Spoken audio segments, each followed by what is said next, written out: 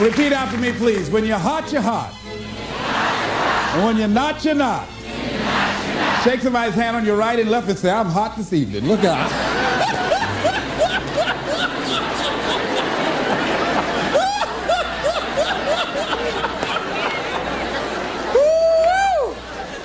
Let me tell you something.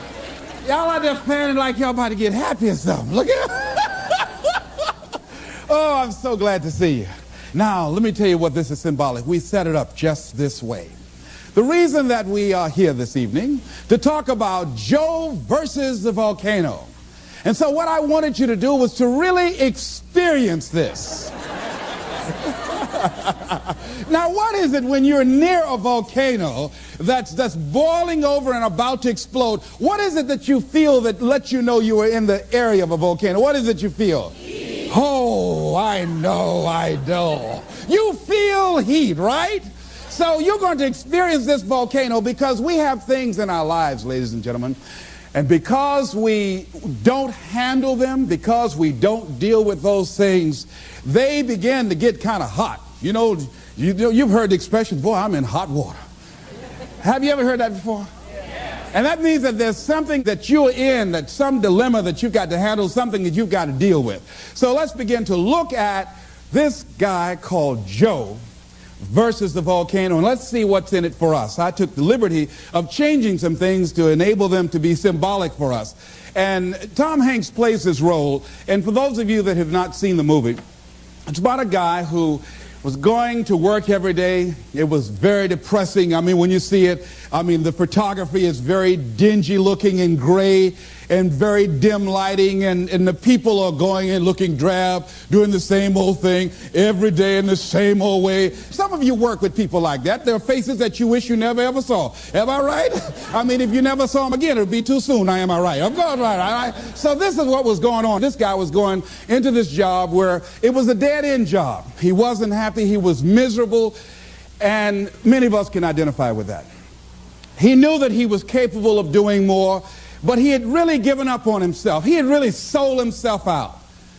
Yeah, some of us have done that. He made a trade-off. For whatever reason, he decided to do this. That's why we can identify with him. And the volcano is symbolic of the challenges that we invariably face in life, of the problems that many of us run away from handling. And he had to handle this. And how did he come in contact with this volcano? Well, what happened was he was going to this doctor constantly. He was a hypochondriac because he wasn't living his purpose. His dream had not found his life work. He would create illnesses for himself. And so what happened in the process, this doctor decided, he set him up really. See, when you're not living your goal, you go through life living like a victim. People can set you up for anything. They can run any kind of game on you and you go for it. I had a saying when I was in radio, stand up for what you believe in because you can fall for anything. Well, Joe didn't believe in very much, including himself and his dreams, see? So he was very vulnerable.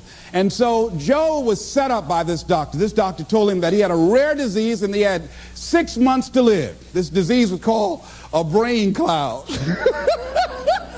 Oh, Cadumbo Joe went for it. He believed it. But you know something? It changed his life. It changed his life. And so he was told, look here, you don't have long to live anyhow. The guy said, why don't you do this?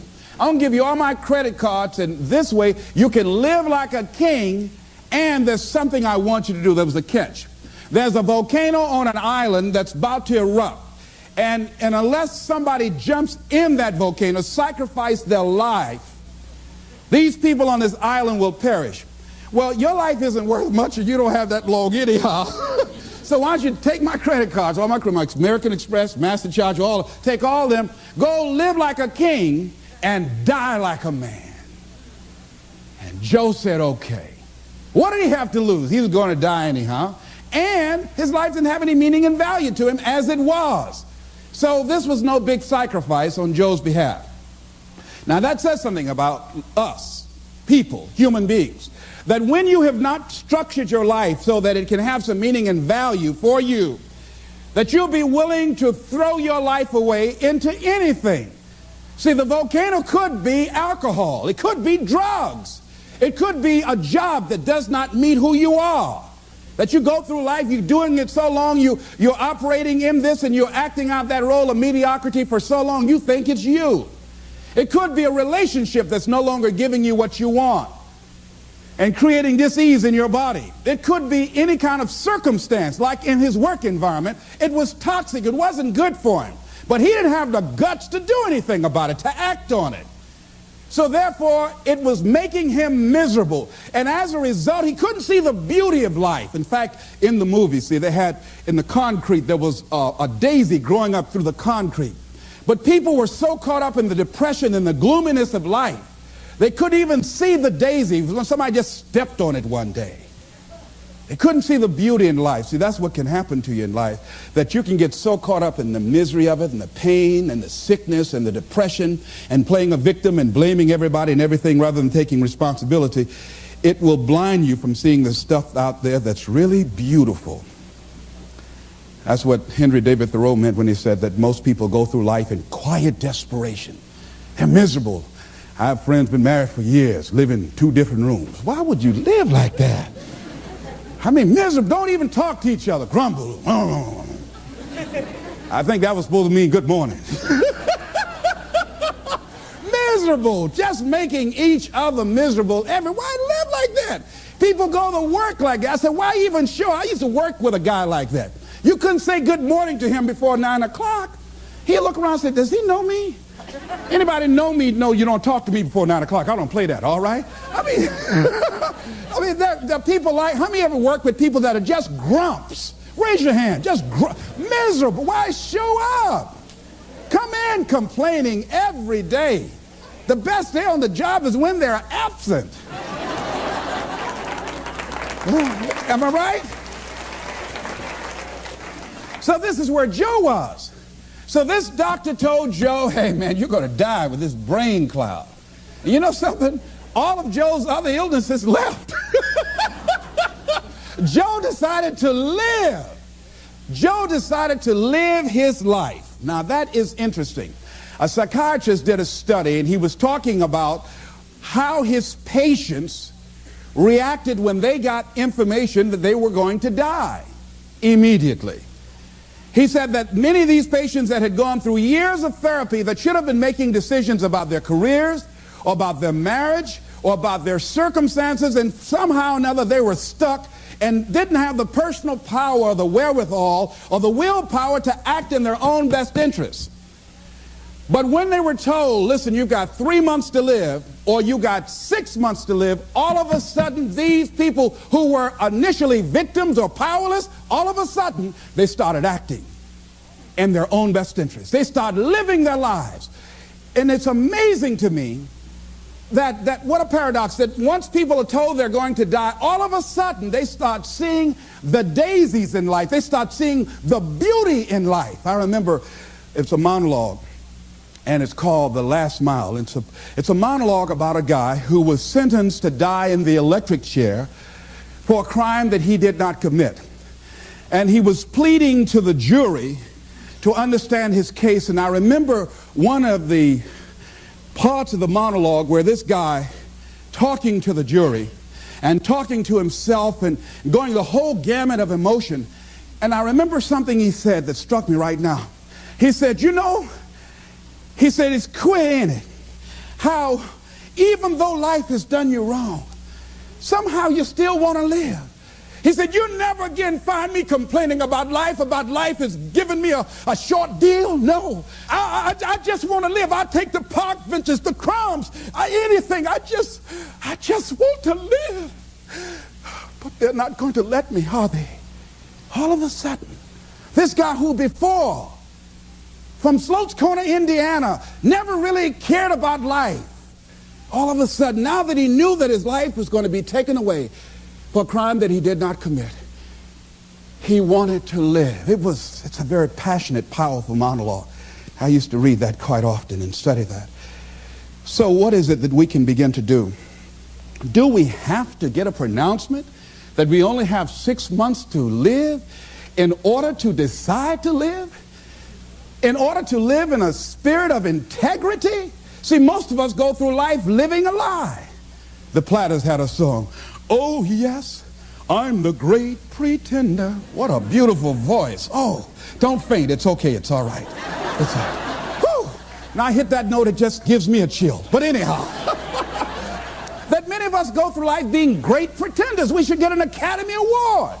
Pretending that we're happy, pretending that we're content, pretending that everything's happy and gay and carried away. And that's not the way that it is. Going through life feeling that we can't do anything about our situation like Joe did. But when they told Joe he was going to die, Joe became a new person, went back to work, and the young lady he'd been wanting to talk to for a long time, he said, hey, I want to take you out. He wasn't worried about rejection. Joe had his eyes on her. He said, Lord is my shepherd, I'll see what I want. Old Joe said, I might be going, but I ain't dead yet. He wanted a little bit more living. You hear me? I like that, Joe. Don't lose that. Don't lose that. All right, so here's what I think that we can begin to do. To live our dreams. To begin to let life take on some new meaning for us, some new power and some new value. Is to begin to look for the daisies in your life right now where you are. Regardless of what's happening to you, regardless of what's going on with you, begin to look for some beauty in it. Begin to look for some lessons that you can learn from where you are and what you're going through. See, the volcano. See, when Joe jumped into the volcano, and he eventually did that with a young lady that fell in love with him, they were thrown out of the volcano and they survived. Think about that. Now, see, I think that when you decide to take a leap and you handle the challenges that you're facing, read something about fear. That's one of the things that keeps us from beginning to live life. Here's what happened. This guy, John Rogers, wrote that. He said, when people take the courage to journey into the center of their fear, they find nothing. It is only many layers of fear being afraid of itself. And Eleanor Roosevelt said, you gain strength, courage, and confidence by every experience in which you really stop to look fear in the face. You're able to say to yourself, I've lived through this horror. I can take the next thing that comes along. You must do the thing you cannot do. See, that's what the volcano is. It is the thing that we cannot do. And because it is that, we must do that. Once fear is acted upon, the death of fear is certain. So what volcano you have in your life? Let me ask you some questions here. If you had 6 months to live, what would you do differently with your life? What would you do differently? Would you have the same job?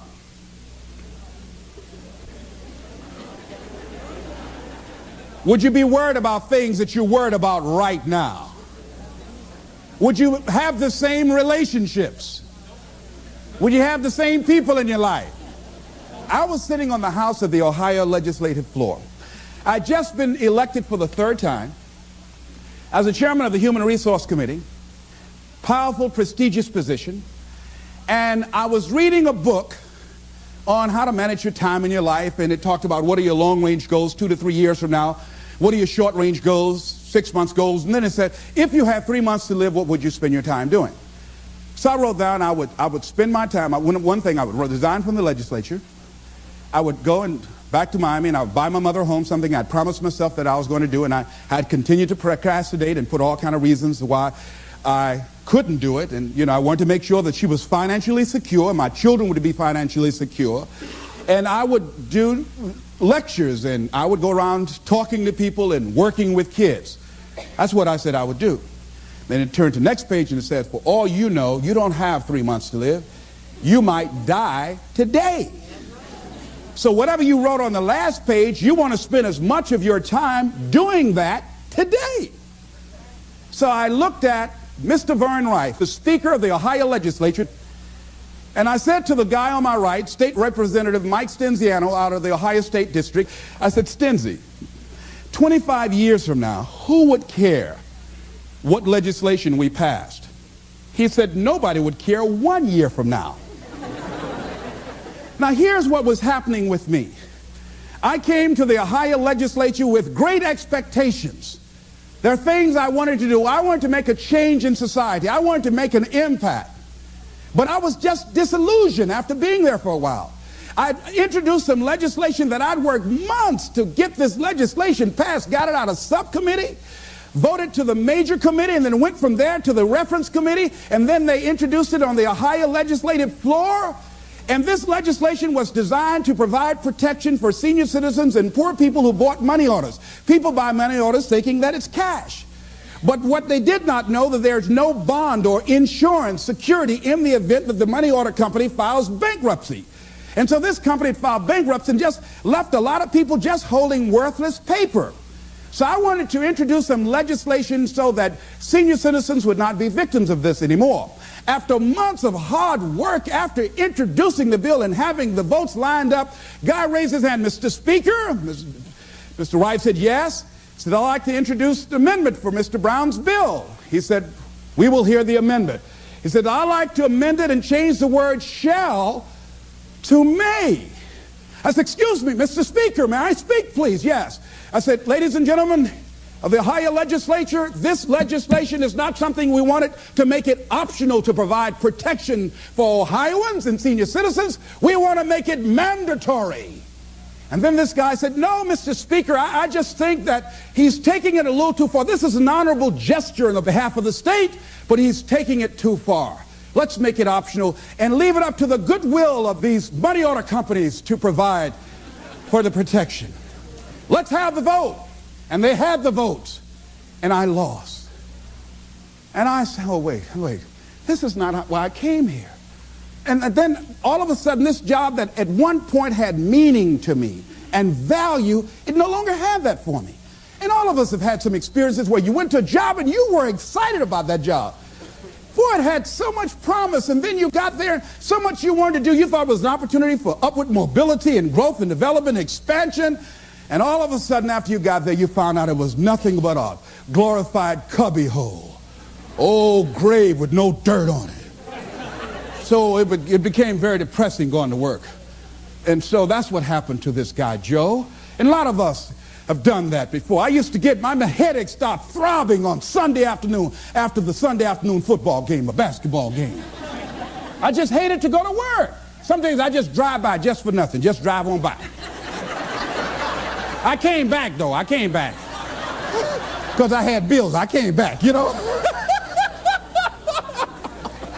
Many of us stay in relationships like that. I had a friend talking to.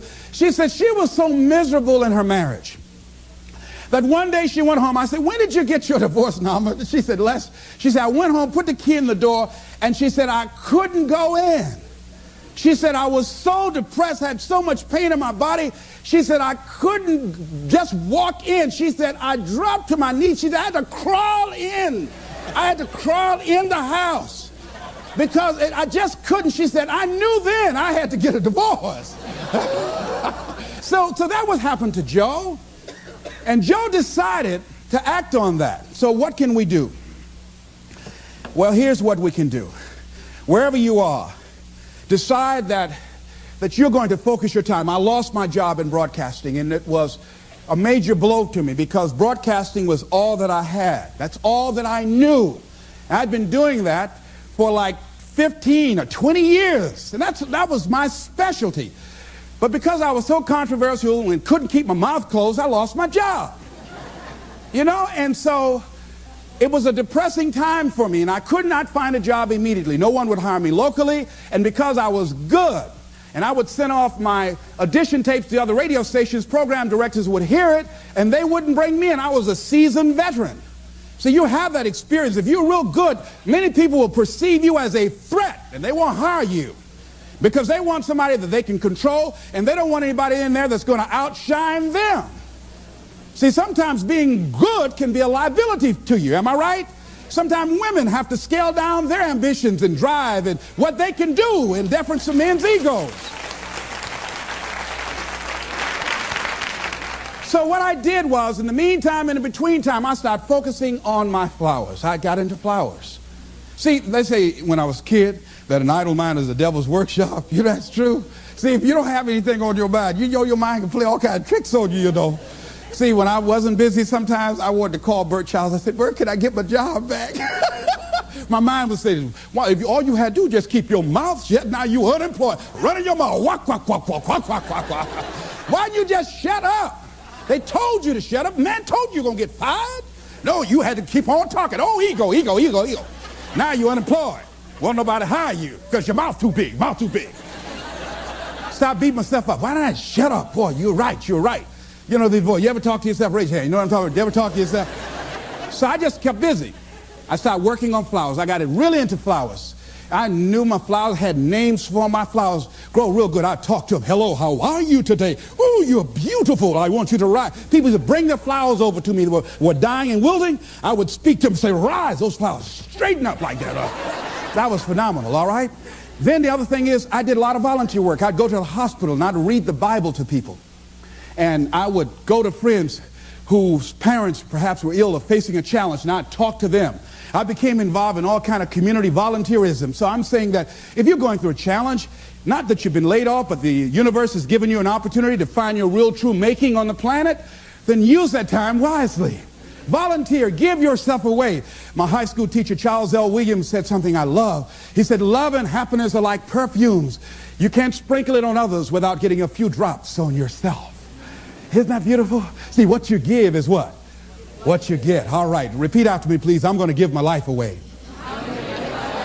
Because what you give is what you get. Shake somebody's hand on your right and left and say, share some happiness.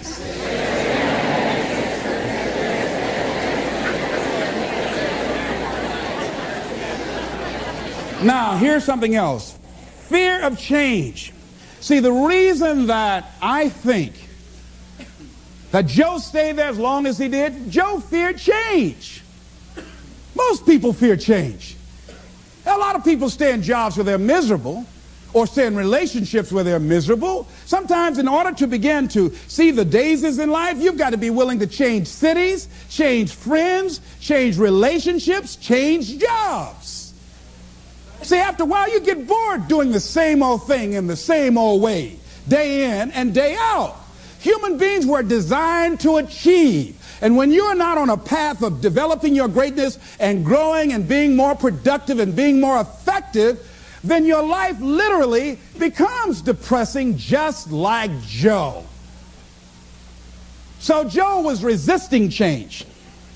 And as a result of resisting change, Joe made some trade-offs. See, this psychiatrist talked about the fact that these people who had been on his couch for months and years not being able to make decisions about things, but when they found out that they were dying, they got up and started making all kinds of decisions. They decided no longer to sell out. And you know what happened to me when I lost my job? You know what I think it was, what life said to me more or less? Les Brown, you know you can do more than what you're not doing. Les Brown, you have sold out. Les Brown, go home. Go in your drawer, pull out your check stubs, and see how much you've sold your soul for. See, one of the things that got me about the movie is what Joe said to his boss after the doctor told him he was going to die. He went back to work and he confronted him. He said, because I was afraid, too afraid to live my life, I sold it to you for $300 a week. I sold my soul for $300 a week. When I look at Joe, ladies and gentlemen, I know that I'd sold out on myself at different points in my life. That when you go home and you look at, if your life is not what you want it to be, if you're not living the way that you want to live, if you're not experiencing what you want to experience, if it's not giving you what you want, you've got to ask yourself, what have I sold my soul for? Remember that song? 16 ton. And what do you get? Another day older and deeper in debt. Saying, Peter, don't you call me, 'cause I can't go. I owe my soul to the company store. Oh, no, this is not Luther Vandross tonight. No. Last time I sung, Luther called my hotel and made a bomb threat. No. That song is depressing, ladies and gentlemen. That many of us have sold our souls for a home in the suburbs or a brand new car or 3 meals a day and a roof over our heads. Or because we want to be popular with our friends. See, when you decide to make a change, It's challenging. But there's going to be some resistance. Everybody is not going to agree with that. There's a price to pay. Am I right? See, when I had to think about getting a divorce, it was time for me to grow. And sometimes you stay in a situation too long. Many times you say, well, I need to do it for the kids. Well, see, staying there too long can be harmful to the kids. I had a friend of mine who finally got a divorce after agonizing it. She said, I stayed there as long as I did for the kids. She said, but if I had it to do over again, I would have left sooner because it wasn't healthy for them. And it wasn't healthy for me. Many of us stay in jobs where it's no longer good for us to be there. But because we can't see ourselves having the capacity to do more and to achieve more and can't see life after that job, we stay there as victims, volunteer victims. Because nobody's making us do it. We volunteer to be victims. We volunteer not to be in charge of our destiny. We volunteer. We willingly do it. If you're going to sell out, don't do it in a hurry. Do it slowly. Let somebody come and have to take it from you. Don't just give it up willingly. And that's what Joe had done. Thinking about a guy who he had everything going for him. Went to Harvard, became a lawyer, joined a large prestigious law firm, married the perfect wife, had children, and guess what? He was going through the motions day in and day out, but it wasn't giving him what he wanted out of life. He was going through an act. He was acting out a role. And one day, he couldn't get out of bed. He was just there in bed, couldn't get up, paralyzed. They got the doctors. They looked at him, examined him from head to toe, and said, there's nothing physically wrong with him. Get up, John. Come on, get up. He couldn't get up. He stayed like that for months, had to take therapy. See, because there was dis-ease, there was conflict in his body. Many times when life calling on us to change and to grow and to expand, we said, no, I don't want to hear that. No, we resist that. So we can go back to that lifestyle of mediocrity. We resist that change, that growth. We go back so we can go back to sleep. Winston Churchill said the truth is incontrovertible. Malice may attack it, ignorance may deride it, but at the end, there it is. Carlyle said, truth crushed to earth shall rise again. And we know Scripture says, ye shall know the truth, and the truth shall set you free. But the truth that will set men free is the truth that men don't want to hear. See, we don't want to hear. You got to change. You got to take responsibility for your stuff. You got to clean your act up. You are not your act. You need to get your life together. We don't want to hear that. We want to talk about the circumstances. We want to talk about how bad things are, why we can't do it. See, that's where Joe was. So what we have to do is decide to live with integrity in our relationships and the things that gives our lives some meaning. Stop pretending and decide to become real. Decide that we're not going to trade off, because we don't realize what we have in our hands.